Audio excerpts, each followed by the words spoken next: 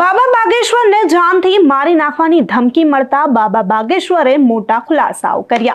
તેમણે પ્રહારો પણ કર્યા અને બાબા બાગેશ્વરને જાનથી મારી નાખવાની ધમકી કોણે આપી એ સવાલ પણ થઈ રહ્યો છે.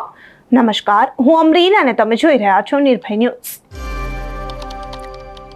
બાગેશ્વર ધામના પંડિત ધીરેન્દ્ર કૃષ્ણ શાસ્ત્રીની કથા શિવપુરીમાં ચાલી રહી છે. હાલમાં જ તેમને પંજાબમાંથી જાનથી મારી નાખવાની ધમકીઓ મળી રહી હતી. બાગેશ્વર સરકારે આના પર કહ્યું કે જૂથના નેતા કેટલાક પરવણાજી હતા જેમણે ધમકીઓ આપી હતી. તેઓ અમારી વાતને અર્થહીન સમજી ગયા, અર્થનો અનર્થ કરી ગયા. અમે ઉત્તર પ્રદેશમાં સંભલ જામા મસ્જિદ વિશે વાત કરી હતી. એએસઆઈ સર્વેમાં મળેલા હરિહર મંદિરના પ્રાચીન શિલાલેખોના ઇતિહાસ અંગે અમે નિવેદન આપ્યું હતું. કોર્ટના આદેશ પછી આપણે બધા સંતો ત્યાં જઈને જીવ અર્પણ કરીશું તેવું કહ્યું હતું. ધમકી પર બાગેશ્વર સરકારે કહ્યું કે પરવણાજીએ તેનો અર્થ ગેરસમજ કરી નાખ્યો છે. સરદાર અને શીખ આપણા ભાઈઓ છે, તેઓ અમારો પરિવાર છે. અમે તેમના દુરુપયોગ અને તાળીઓ પણ સ્વીકારીએ છીએ. અમે તેમની ધમકીઓ અને પ્રેમને પણ સ્વીકારીએ છીએ.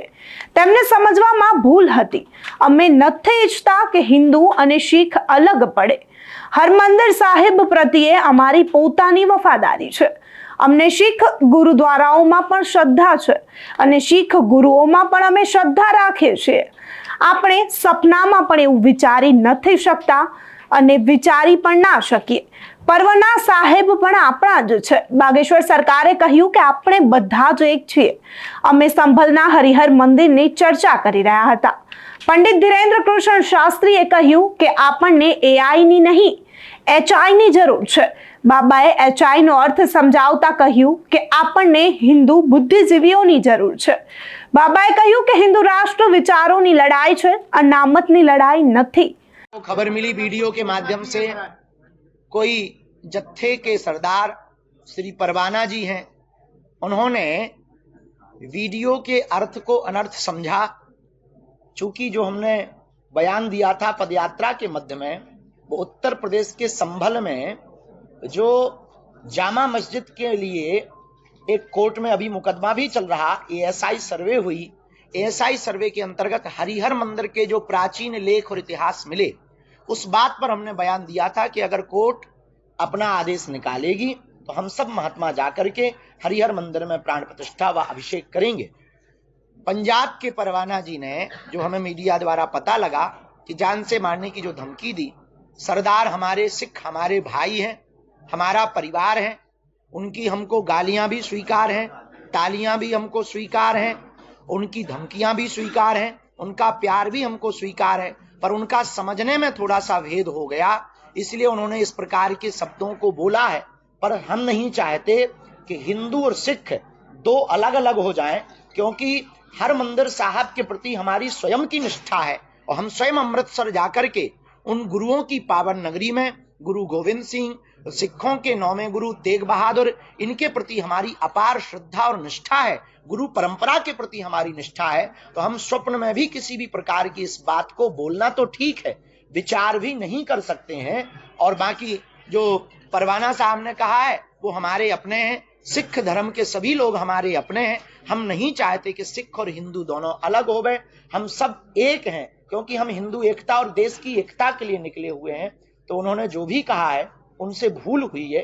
उस वीडियो को ना उन्हें पुनः सुनना चाहिए. ये संभल के हरिहर मंदिर की चर्चा है, ना कि हरि मंदिर साहब. वो हमारे आदर्श हैं. हर मंदिर साहब हमारी प्रेरणा स्रोत हैं.